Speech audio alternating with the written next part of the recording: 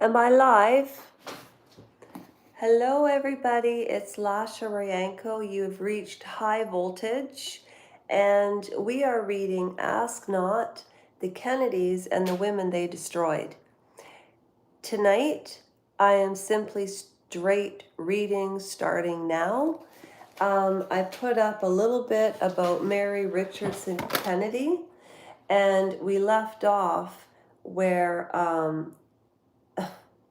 Emily, his first wife, stuck it out with him during heroin and alcohol addiction. And this is Bobby Jr. Kennedy, Bobby Kennedy's brother, JFK, his son. So JFK Jr. and Bobby Jr. are first cousins. And yes, so that is where we left off. And as requested, I'm simply going to read, okay? All right.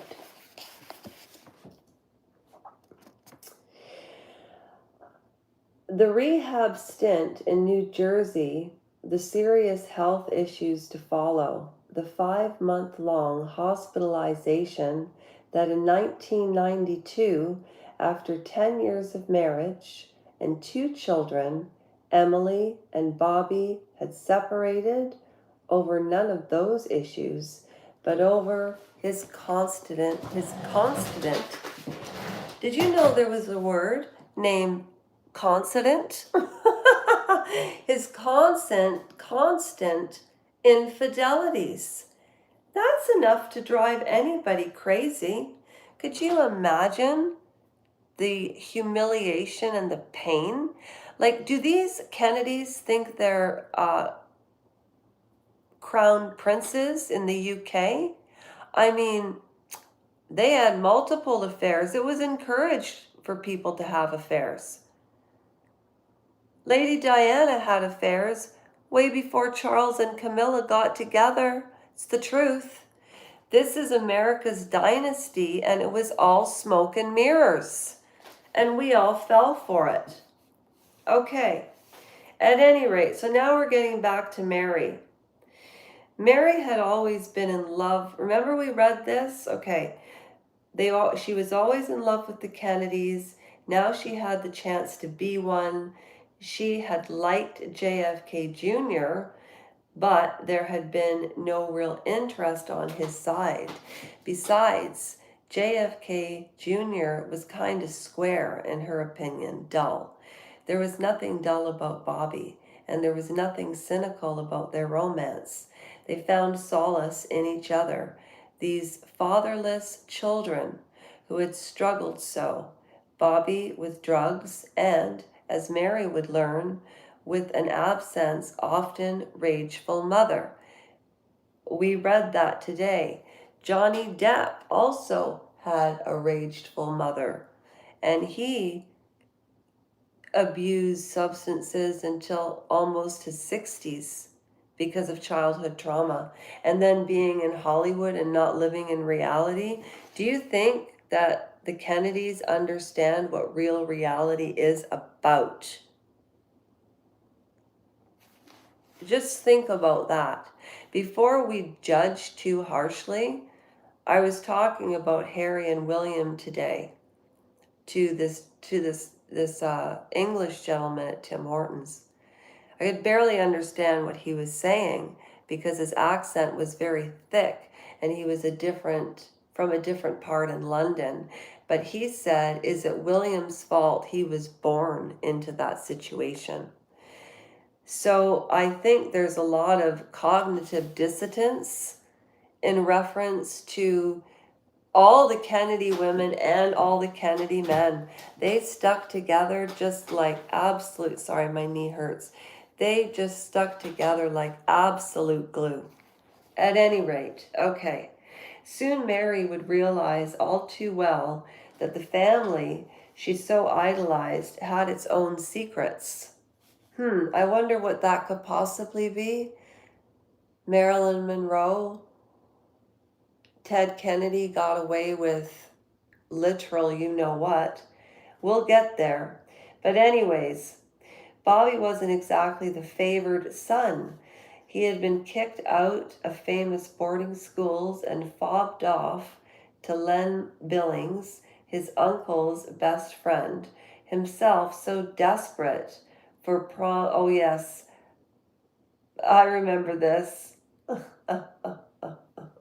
That he used drugs with Bobby Jr.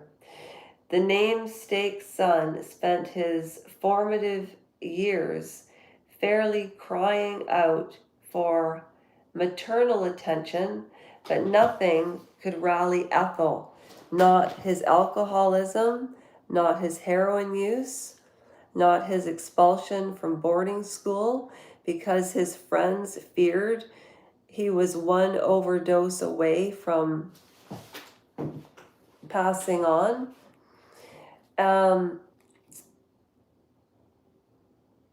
Not even since the incident where he'd spat ice cream in the face of a cop on Cape Cod.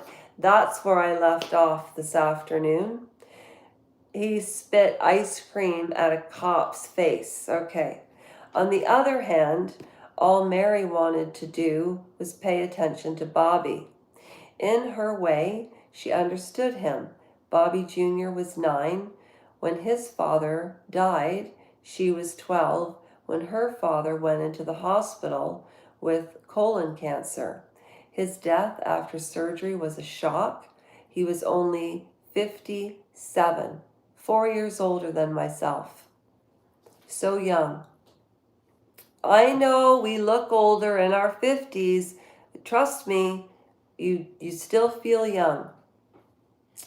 Mary's mother vanished into her own grief, and Mary developed an eating disorder. Who do you reckon had eating disorders in the UK? She was haunted by feelings of abandonment and low self-esteem. She drank, used drugs too, and when she was 22, her anorexia became so severe that she wound up in Boston's famed McLean Hospital for 3 months. She tried to commit suicide twice, once at 25 and again at 26. In Mary, Bobby had found the most elusive partner. Someone needed help. Whom could he possibly save? Or maybe they could save each other. Their courtship was heady and fast, and the thing for two people newly sober and working their steps in AA. Okay, I see where this is going. You know what? You get two addicts together, it's never positive. It never ends well. Okay, so they got clean together, but within months, Bobby had whiskeyed Mary off to Ireland, and she got pregnant. He proposed right away, and that was when Mary learned the truth that Bobby and Emily were still married. She didn't care. She was that much in love. So he lied to her and said he wasn't legally married, and it didn't bother Mary Richardson before she became a Kennedy. That is such a betrayal to start a relationship with. Doesn't anybody have any faith in family and relationships anymore? Why am I single? You know? I don't understand it. At any rate. So, like Carolyn Bessette, her future cousin-in-law, Mary chose to ignore these blazing warning signs. Like Carolyn, her Kennedy man with all the qualities he lacked: self-awareness, humility, and intelligence. Mary was brilliant, always the top of her class, a voracious reader, generator of ideas. Bobby, not so much.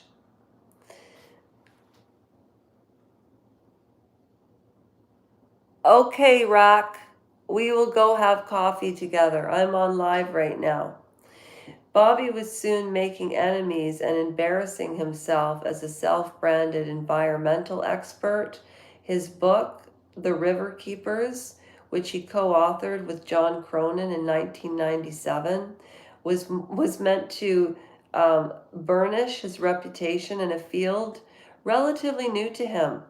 He had the opposite effect. James Gorman, deputy to serve as editor of the New York Times, noted the book's multiple inaccuracies, including the assertion that DDT had eradicated entire bird populations. This is not a trivial mistake, Gorman wrote.